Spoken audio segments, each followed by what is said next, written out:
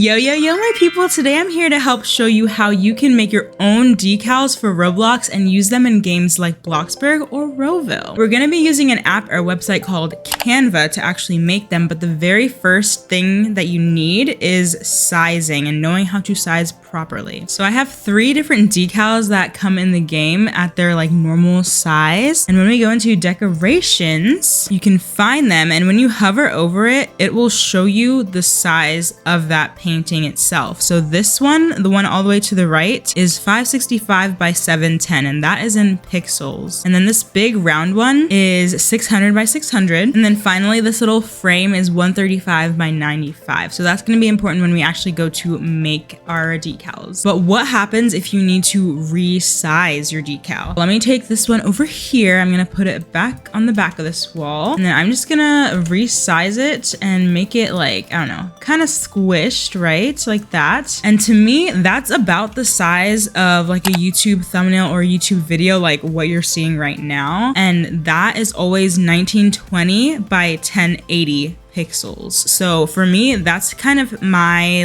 reference, so I know what that looks like, and I kind of go off of that. So I don't know if that helps you. Now that we have those sizes down, we're gonna head into Canva and get to making some custom decals. This is what Canva looks like once you've signed in. When you want to make a new design, you go over here to where it says create a design and you click on that. And then for me, I always just do a custom size, and so this is where we would put in the pixels. We have 565 by 710 for the first one we talked about. So we're going to hit create a new design, and then that gives us this page where that is the size of our decal that we had. First, for your decal, you need a background, of course, and you might want a white background, and then you're already good to go because it's already white.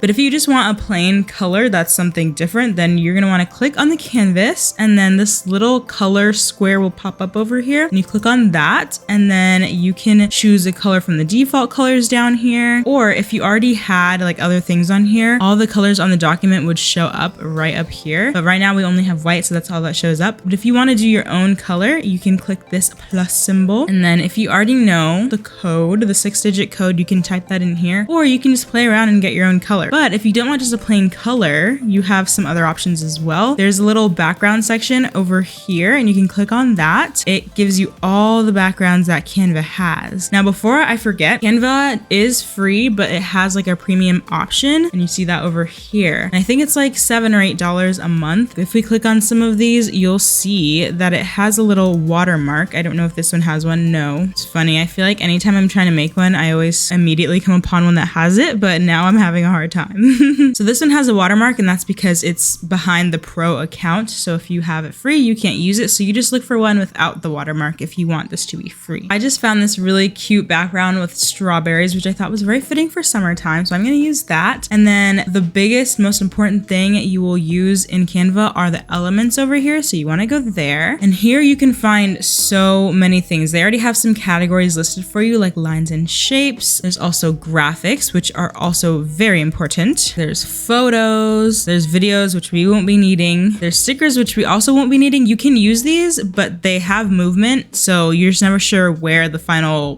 product is actually going to land on. And yeah, there's lots of other options like charts and tables and frames and grids. But usually for me, I already know what I'm looking for generally. I'm just gonna go ahead and go into my recently used, and I think I want to add a little sparkle to this. So there's this sparkle here. I don't know if it's good, so I just clicked on it over here and it popped up on here. And then I'm just resizing it now to fit the entire thing, the entire canvas. Oh.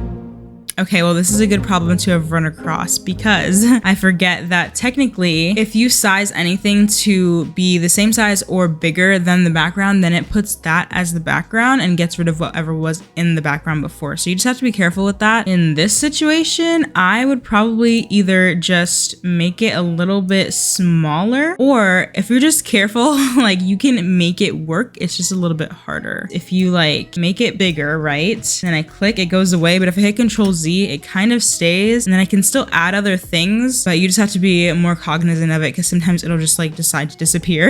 I'm just gonna add these little polka dots right here and put them in the corner corners, I think, just 2 of the corners. I might even pull it down like this, and then I can copy that and paste it, and then just like continue it on so it looks like it's longer than it actually is. And then I'm gonna hold shift on my keyboard and click on both of those, and then hit group up here, and then I can copy all of that at once, paste it, and then we can just put that over here on the other side, on the other corner. And then something I forgot to do was color these. I think I'm just gonna make them white. There we go. And then I'm gonna keep this pretty simple and just add text from here on out. So there's this little text symbol over here, and you click on that. And I just click on add a heading because you can adjust that however you want to. And I'm just gonna write summer is here. And then I kind of want this to be like 1 word per line. So I'm just gonna squish this a little bit until that happens. Okay, that didn't work perfectly. So the other option you can do is to hit enter and put them on a different line yourself. And there we go. And then I want this centered. So I'm going to click position up here, and I'm going to put it in the middle and the center. And then I'm going to change my font, which is this button over here. And I'm just going to play around. There are so many fonts that they have, like it goes on forever if you keep scrolling. Just an FYI, the font that I usually use these days in my videos and on my thumbnails is not in Canva. I downloaded it from Google, and I can use it in Krita, which is another program that I use on my computer to make my thumbnails and such like that. But I'm just gonna look around and play with different fonts and see what I like. I clicked on Mary Kate, and that only changed my bottom line. If you want it to all go, you might want to highlight it and then click on it. You know, that one's really cute. I might keep it. You can see here how the words are all kind of far apart. So you can go to this button right here and click on that, and then it'll allow you to change the letter spacing, so how close the letters are to each other in like the same word or same line. Or you can change the line spacing, and that just changes how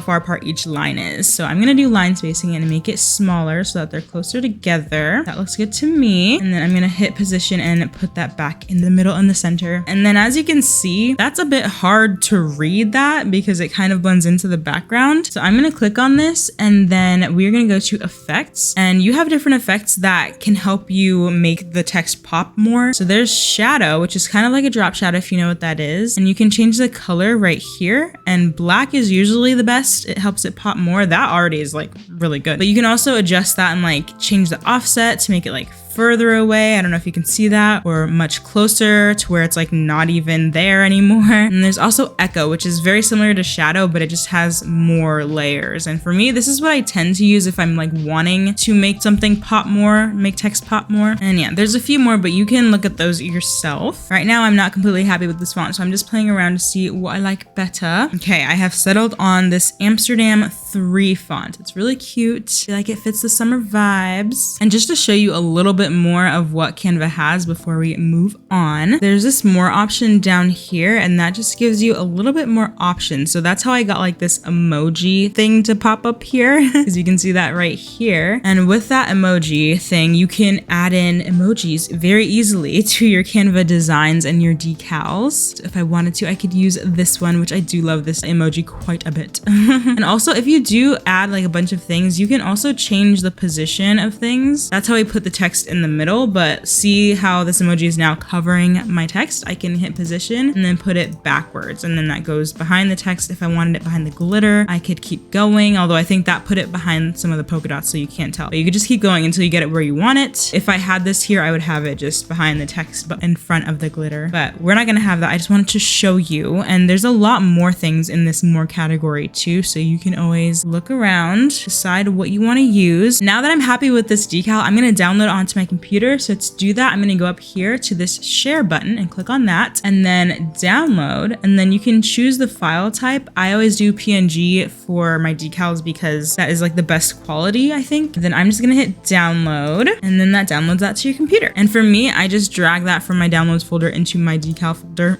just so that I have them all in the same place and easily findable. Next, you'd have to upload this to Roblox, which I have another video on that. So if you don't know how to do that yet, go watch that one. It's really short and easy. So now we're back in Bloxburg, and I'm gonna add in the decal so we can see how that sizing worked and everything. So I'm just gonna put in the code here and hit add and wait for it to come up. There it is. Oh, that's really cute. I feel like that's so much cuter in the game than it was like just making it. It's like literally the perfect size, and it worked. To test whether 1920 by 1080, which is the size of a YouTube thumbnail, works for this size of a decal, I I am actually gonna put in my very favorite thumbnail that I've ever made for my channel and see if that looks good. There it is. Okay, see, I would say that that's a great size for that.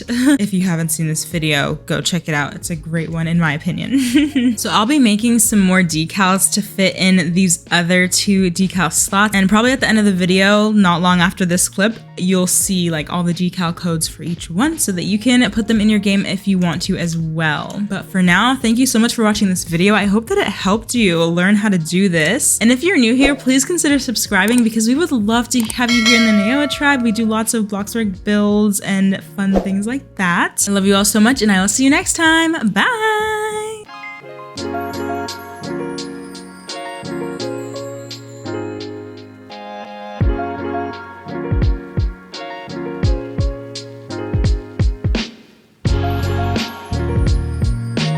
Are we ready?